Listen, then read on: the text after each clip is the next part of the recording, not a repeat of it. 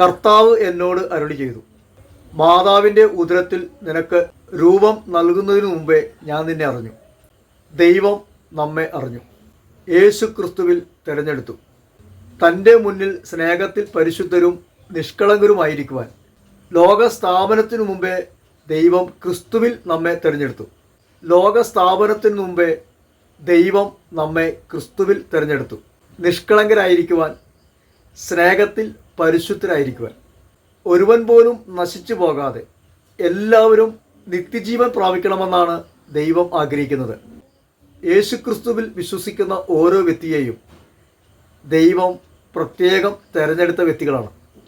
അവിടുത്തെ സ്നേഹത്തിൽ നിലനിൽക്കുവാനും നിത്യജീവൻ സ്വന്തമാക്കാൻ വേണ്ടിയാണ്. മക്കളാണെങ്കിൽ അവകാശിയാണ്, ദൈവത്തിൻ്റെ അവകാശിയും ക്രിസ്തുവിൻ്റെ കൂട്ട് അവകാശിയുമാണ്.